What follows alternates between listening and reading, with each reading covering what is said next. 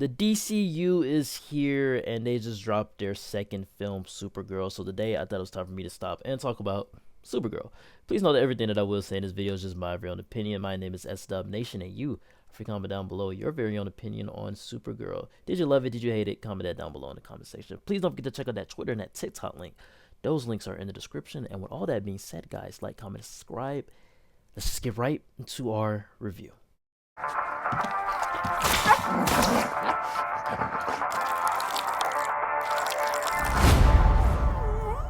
You managed to get most of it on the paper this time. Good job, buddy. I was there when the Supergirl TV show first aired. I watched the first season, and then I was there for the season 2 premiere when Superman came into the fold. I was overly excited for this film. So with that being said, let's move right into the good. And the good thing that comes to mind here is that I think Millie Alcock does a great job with this character. I mean, everybody says this. She's fun. She's the best part about the movie. And she's fierce, and she's never kind of naive, but I'll get into that later. I think everything she does in the film makes it watchable. And what's different about this film is that we also get a taste of other writers and directors handling this universe, and seeing how it may differ from James Gunn's style. And with that, it's kind of pretty exciting in its own little way. I'll get more into that later though. The aliens were also kind of fun to see. I like being in this galactic setting. I know that they probably didn't have the budget to go all out like they did in the Woman of Tomorrow comic, but I really enjoyed some of the cosmetics on the aliens that they had here. Of course, some of them look like they were puppets, or some of them look like people in suits, but some of them are different and awesome to look at. And again, I'll get more into that later though. I also think Jason Momoa is having a blast playing Lobo. He's kind of like Deadpool. He's in the background, never in the forefront, but he gets some highlights. And you know what? I don't see Aquaman in his performance at all. And I think that that's perfect. He's so much fun in the movie. He doesn't add anything special to the plot or anything like that. But you know what? I love the fact that characters would just pop up because this is a populated universe.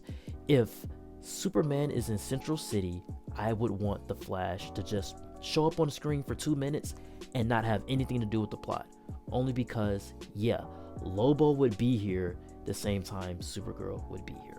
It just makes sense. Frankly, I think they're the only ones that's actually trying inside of this film. I genuinely think that they are the only good parts about this movie. That, and also the sleek direction. Craig Gillespie, I love Cruella. I think that film is freaking great. I was so excited for him to direct this film. And to be honest, when it comes to the directing, when it comes to the blocking, when it comes to kind of everything that I see on screen, I don't really have a big issue with. But with that being said, let's move right into the mix. And for the most part, my mix is gonna kind of lean more negative, but these are neither positives nor negatives. These are just things I wanted to talk about. And they expand a little bit on the universe here, but not to the point where it kind of progresses the story. James Gunn has this weird thing where he doesn't want to tease the next project inside of the universe. And that's okay. That's fine to have Supergirl be a standalone project that has Superman in it. That's the one connection. I really think that they could have made some connections to Man of Tomorrow next year, or at least to Lanterns or something. You guys are in space and no Green Lanterns or any mention of the Green Lanterns. It's weird. They also make a weird point to say that people from Earth can just take trips. Like, this is not a spoiler or anything, but Kara says to a character, you know, she's from USA, like they're just visiting. Well, what do you mean you're just visiting? As in this universe, I get it. Everybody knows that metahumans have been around for 3 centuries, but people from Earth can just take trips into space and just interact with aliens. Well, if that's the case, I would have loved to see some humans. I would have loved to see some people. Instead, we have aliens that look like people. Well, why not just put humans out there? It's weird. I also found the juxtaposition of having Clark be hopeful with parents who wanted to conquer Earth versus Kara being cynical with parents that want her to be Earth's savior is pretty interesting. And on one hand, I like that, but on the other hand, does that contradict Clark's parents in Superman? And from there, I could kind of see where the cracks starting to show in this universe, but also inside of this film. And the bad thing that comes to mind here is that when you say storytelling is king, I expect a great script. Now, I haven't read Woman of Tomorrow, but everything that I've seen before, and from what people have told me about the comic, is every scene or every fight scene set in a bar or a train? Is this villain this shallow? Is Ruthie this lame? I was extremely disappointed due to how formulaic, but also how boring this plot was. There's a plot about human trafficking that almost went somewhere. Very interesting. But the film script feels so much like a first draft of what could have been a resonant story about grief, trauma, and revenge. This film is a Cliff Notes version of that story, and it often kind of feels like Guardians of the Galaxy.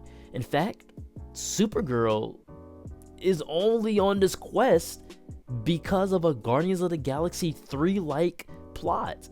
And I guess that's why James loved it so much, because it reminded him of his own films, but never actually succeeds in doing so. And that's pretty frustrating, because we don't need another Star-Lord in the DCU. We don't need a Captain Marvel in the DCU, and there are scenes in this film that feel very Captain Marvel-esque, that feels very Guardians of the Galaxy-esque. The villain felt very much like Ronan from the first Guardians of the Galaxy film. Everything in this movie felt like it was copying from other films. There's a lot that could have been done differently. Respect to the source material, or just making a better script, going through more rewrites. Writing a movie is hard, so I beg James Gunn, get out of the director's chair and go be a CEO in the office. Handle your writers and directors to make sure everybody is on the same page as you, because we've had 3 projects in the DCU that are all James Gunn written and directed by the co-CEO of DC Studios. Our first project not written and not directed by Gunn is Rotten on Rotten Tomatoes. James Gunn, stop being a director, get back into the office.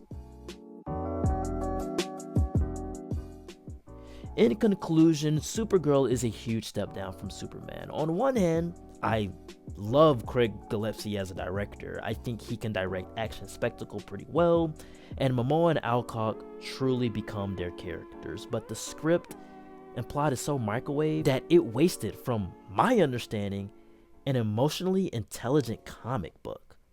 I didn't find the character of Ruthie pretty interesting. In fact, she was terrible. Let's just be 100% honest. In fact, I actually couldn't stop seeing Cassandra Cain from Birds of Prey. I was extremely disappointed by Supergirl. I gotta go C+, 5.8 out of 10, and I would say, yeah, it's a big disappointment.